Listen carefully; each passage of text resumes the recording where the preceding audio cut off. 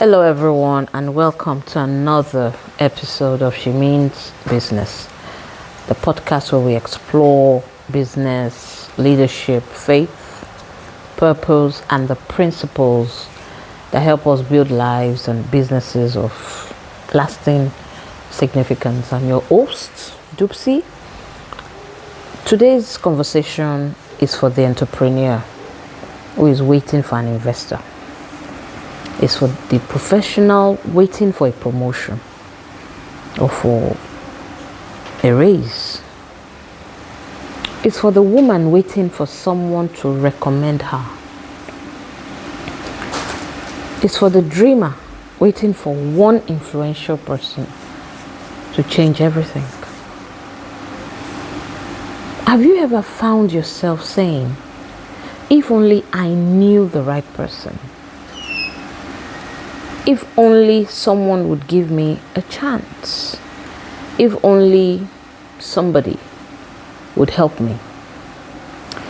Now, those statements sound innocent, but sometimes they reveal something much deeper.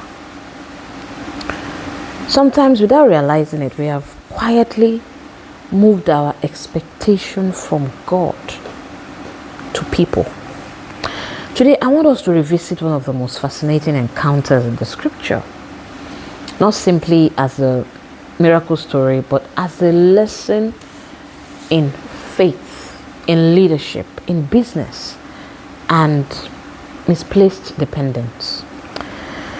Now let's talk about the man at the Pool of Bethesda. The man at the Pool of Bethesda. Now, the pool was never the answer.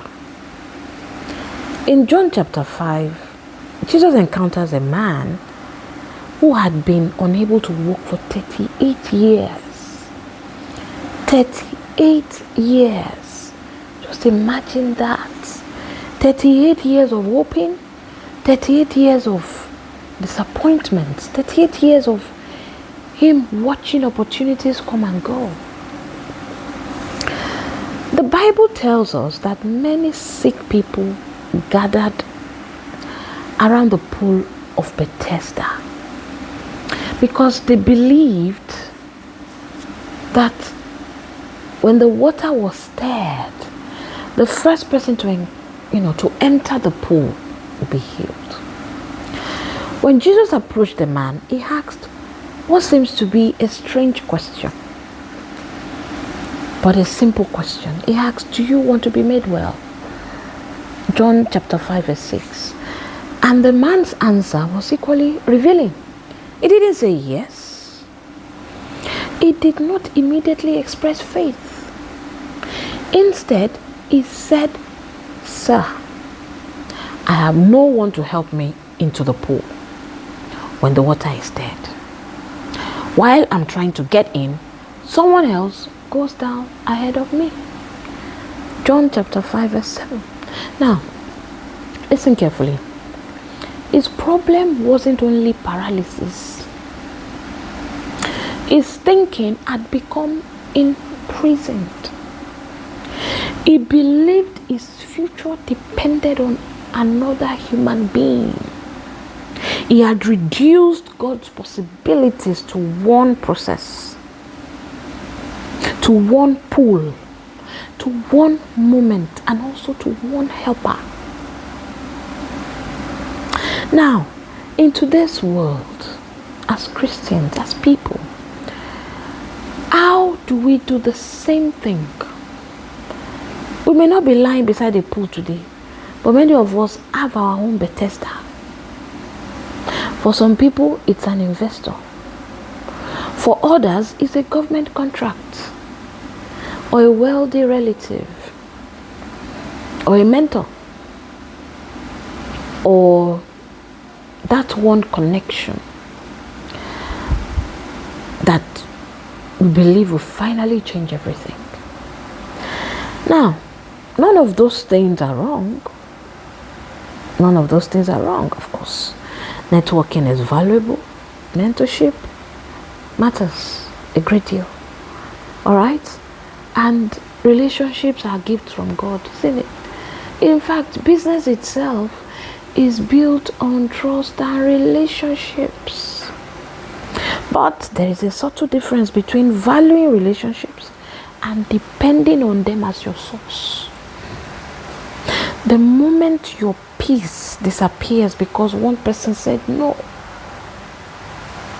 the moment your vision dies because one opportunity closed, that moment that you stop moving because one individual disappointed you, that person has quietly become your pool.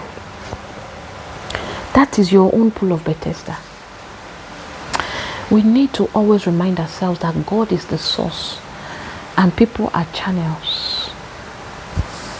One of the greatest leadership lessons in the scripture is understanding the difference between a source and a channel.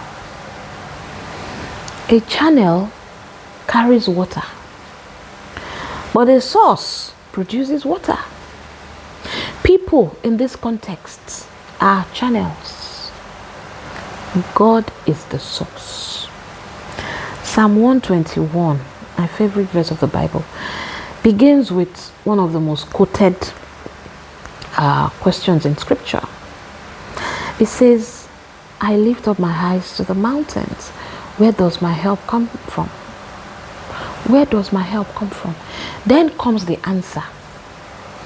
My help comes from the Lord, the maker of heaven and earth. Psalm 121 verse 1 to 2. Now notice the certainty. Not my help might come. Not my help could come. But my help comes from the Lord. The Lord may choose to use people, but is never limited by people. God is never limited by people.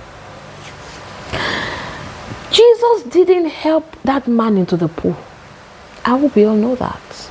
Now, that is the part that amazes me every time I read that passage. Jesus never helped the man into the pool. The man never entered the pool. He bypassed the system. He bypassed the process. Jesus bypassed the limitation that the man believed was necessary all along. Instead, he simply told him, rise, take up your bed and walk. John 5:8, and immediately the man was healed. Now, what if the breakthrough you've been praying for doesn't come through the route you have always imagined?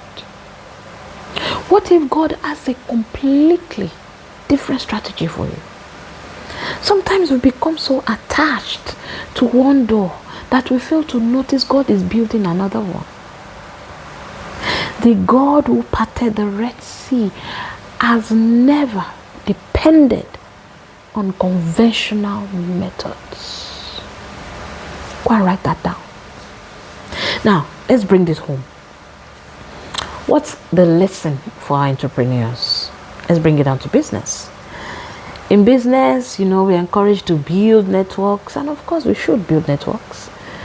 We should attend conferences, we should meet people, we should collaborate, we should learn, we should serve, we should add value.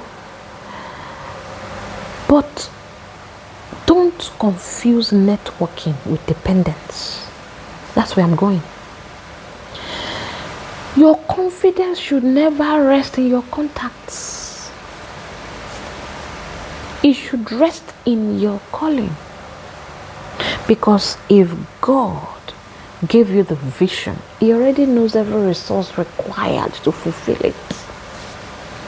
Proverbs chapter 3 verse 5 to 6 reminds us that we should trust in the Lord with all our heart and lean not on your own understanding.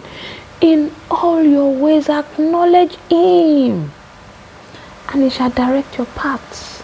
Notice the promise. It directs paths, not just one path. Paths, plural. Plural. So what that means is that if one door or one path closes, it knows another one. Stop saying, I have no one. I'm guilty of that. I wonder how often we sound like the man at Bethesda. I have nobody. No one supports me. No one believes in me. Oh, no one is helping me. Oh, I'm so guilty. I'm so guilty of saying that. All right? But maybe today, God is asking us the same question Jesus asked that man. Do you want to be made well? Do you want to be healed?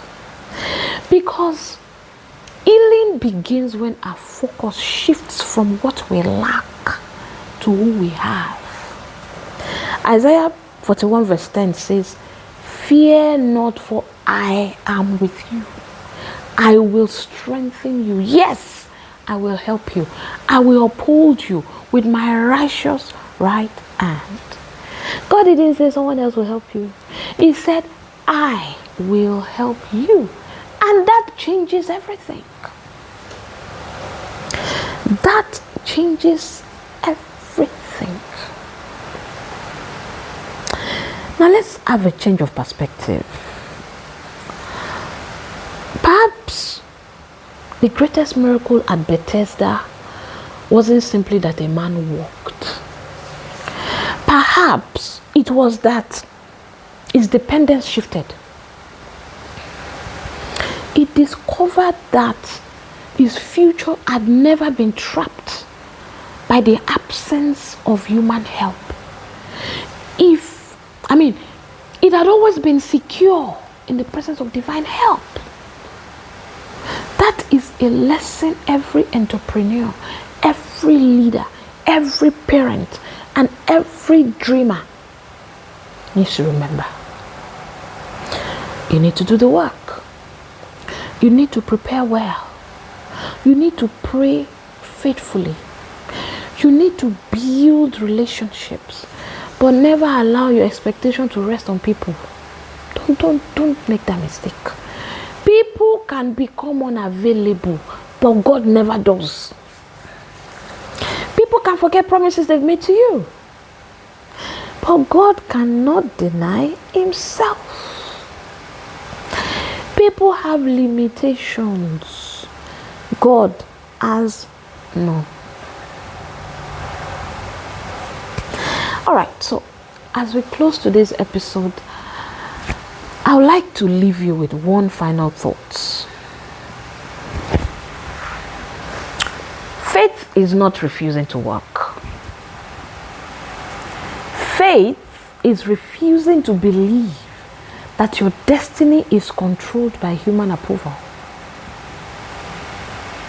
Work hard. Write the proposal. Make the presentation. Send your application. In fact, build that business. Develop the skill. Meet people. But before you place your hope in any individual, place your confidence in the one who holds every heart in his hands. Never mistake the channel for the source. Your breakthrough may come through people, but it will always originate from God. It will always originate with him. We can see this beautifully in 1 Kings 17, 8-9, when God spoke to Elijah during the famine. Then it says, then the word of the Lord came to him. He said, arise, go to Zarephath. I have commanded a widow there to provide for you. Now notice the order. God didn't ask Elijah to go and persuade the widow. God had already gone ahead of him. The provision did not begin with the widow. It began with God. The widow was the channel. God was the source. The same is true for us. When God proposes to help us, it can prepare hearts before you ever arrive there. It can position people. It can create opportunities and orchestrate circumstances you could never have arranged yourself. So never become so attached to the channel that you forget the source. Thank you so much for spending this time with me on today's episode of SheMeansBusiness. If today's conversation encouraged you, please share it with someone who has been waiting for doors to open. They may just need the reminder that while people can be instruments of blessings, God alone is the author of every lasting breakthrough. Alright, until next time, remember this: build with excellence, lead with wisdom, walk by faith, and never forget the God who gave you the vision is more than able to provide the help you need. I am Dupsy, and this is SheMeansBusiness. God bless you, and I'll see you in the next episode. Thank you.